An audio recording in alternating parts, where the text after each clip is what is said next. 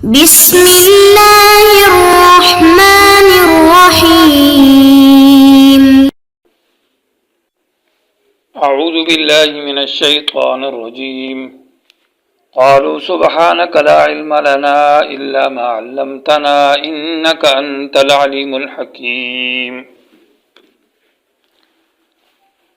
محترم سامعین، آج کا سبق نمبر 80 ہے اور آیت نمبر 32-33 سورۃ البقرہ. سب سے پہلے ہم آیت کا ترجمہ پیش کرتے ہیں.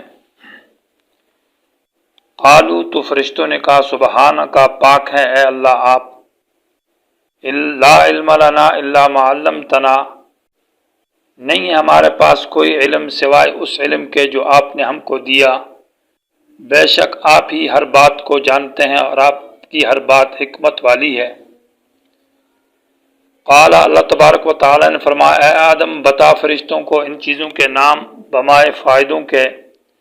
پس جب آدم نے بتا دیا فرشتوں کو ان چیزوں کے نام بمائے فائدے کے اور ان کے سامنے استعمال بھی کیے، تو اللہ تبارک و تعالی نے کہا کہ کیا میں نے نہیں کہا تھا تم سے کہ میں آسمان اور زمین کی چھپی ہوئی چیزوں کا علم رکھتا ہوں، اور میں جانتا ہوں ہر اس چیز کو جس کو تم ظاہر کرتے ہو اور جس کو تم چھپاتے ہو.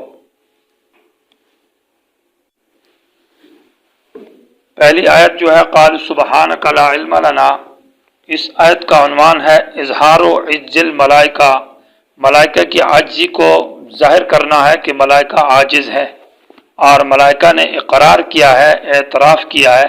اس کو کہتے ہیں کہ اعتراف القصور، انسان اپنی کوتاہی اور قصور کا اعتراف کرے.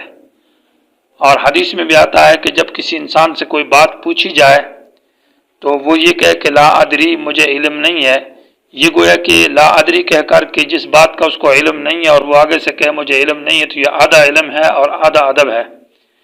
اور اس معنی کی بہت ساری احادیثیں ہیں. تو قالو، فرشتوں نے کہا سبحانکا، گویا کہ یہ سبحانکا اعتراف القصور کے لیے ہے کہ ہم اعتراف کرتے ہیں. تو اعتراف اس بات سے اللہ پاک ہیں کہ آپ پر اعتراض کیا جائے، اور ہم اس بات سے بھی اپنے آپ کو پاک سمجھتے ہیں کہ انسان کو گھٹیا سمجھیں اور انسان کو کم سمجھیں اپنے آپ سے، اس سے بھی ہم آپ کو پاک سمجھتے ہیں. ابن جریر اور قرطبی رحمہ اللہ نے فرمایا کہ سبحانک کا مقصد تنزیہا للہ من ان یکون شریکا لہ فی علم الغیب. آیت اس بات کے اندر مقصد آیت کا یہ ہے کہ اللہ تعالیٰ پاک ہے کہ اللہ کا شریک ہو علم غیب کے اندر.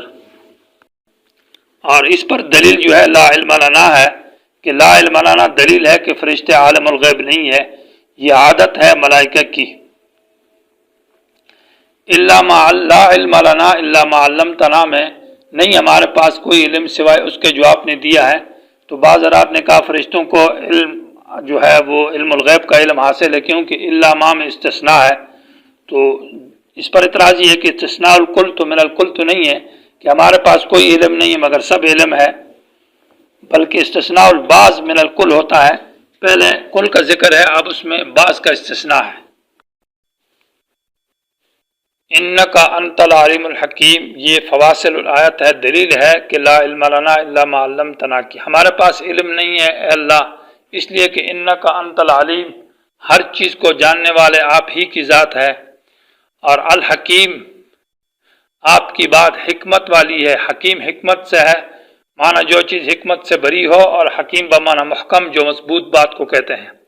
معنی یہ ہے کہ اے اللہ آپ کی جو بات ہے اس پر ہم اعتراض نہیں کر سکتے، اس لیے کہ آپ حکیم ہیں اور آپ کی ہر بات میں حکمت ہے. اور ہم اعتراض اس لیے بھی نہیں کر سکتے کہ الحکیم، آپ کی بات مضبوط ہے اور مضبوط بات کے اوپر اعتراض نہیں کیا جا سکتا.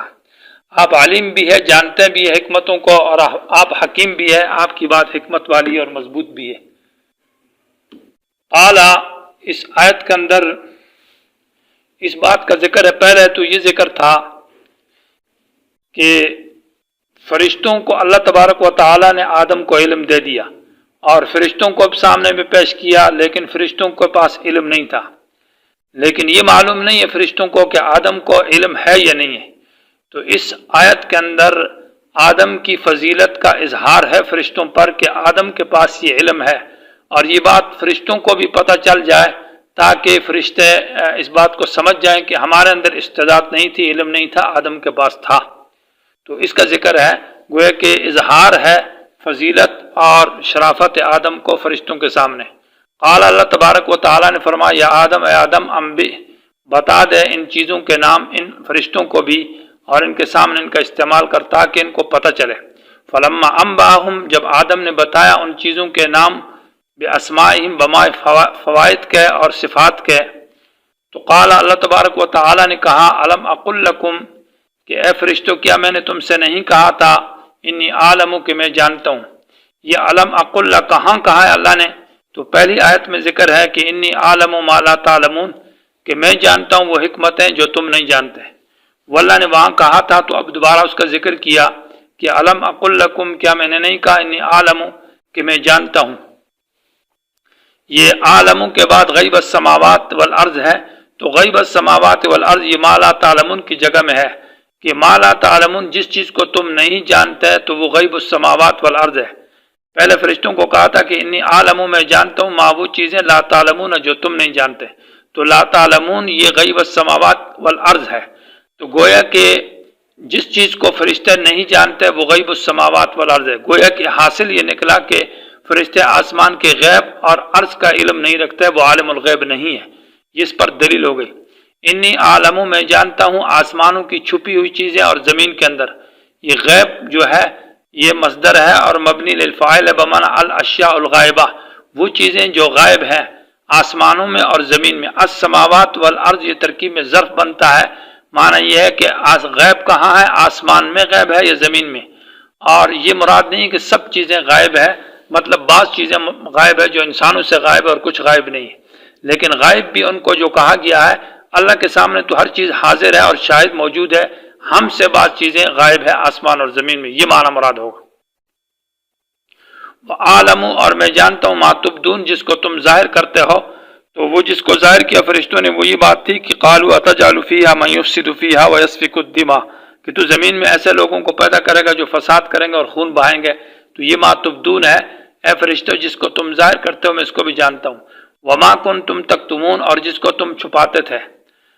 تو ما کنتم تکتمون سے جو کہا جس کو تم چھپاتے تھے، یہ اس اعتبار سے کہا ہے کہ ابن عطیہ نے لکھا ہے کہ ما کنتم تکتمون سے مراد جب جماعت کے اندر ایک فرد ہے تو اس فرد کے اعتبار سے پوری جماعت کو خطاب کیا جاتا تھا، چونکہ فرشتوں کے اندر ابلیس شیطان بھی موجود تھا، اور شیطان نے اپنے دل میں تکبر اور حسد کو چھپائے رکھا تھا، اور وہ فرشتوں کے ساتھ یعنی انسانوں کے ساتھ حسد کرتا تھا کہ ان کو یہ مرتبہ نہ ملے۔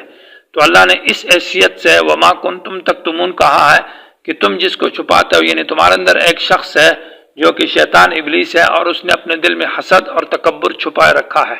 اس آیت کا یہ معنی ہوگا۔ تو اس آیت سے معلوم ہوا کہ انسان کی فضیلت، انبیاء کی فضیلت جو ہے وہ فرشتوں کے اوپر، کیونکہ اور وہ فضیلت جو ہے علم کی وجہ سے ہے۔ تو گویا کہ علم جو ہے وہ ایک عظیم الشان نعمت ہے کہ جس علم کی وجہ سے اللہ تبارک و تعالی نے انبیاء کو فرشتوں کے اوپر فضیلت دی ہے، اور یہ اہل سنت والجماعت کا مسلک ہے کہ انبیاء جو ہے وہ فرشتوں سے افضل ہے۔ اور اسی طرح معلم جو استاذ ہوتا ہے، پڑھانے والا، وہ متعلم سے افضل ہے۔ تو علم جو ہے یہ فضیلت کی چیز ہے۔ وَعَالَمُ مَا تُبْدُونَ وَمَا كُنْتُمْ تَكْتُمُونَ۔ بعض حضرات نے کہا کہ کلمہ استدراد ہے، معنی عموم کے لیے استعمال ہوتا ہے۔ جب کسی سے کوئی بات کی جائے تو کہتا ہے میں تیرا سارا کچھ جانتا ہوں، یعنی جو تو کچھ ظاہر کرتا ہے چھپاتا ہے، یعنی میں ہر چیز کا علم رکھتا ہوں۔ تو وَعَالَمُ مَا تُبْدُونَ وَمَا تَكْتُمُونَ، جس کو تم ظاہر کرتے ہو چھپاتے ہو، یعنی جو کچھ بھی ہے وہ میرے علم میں ہے۔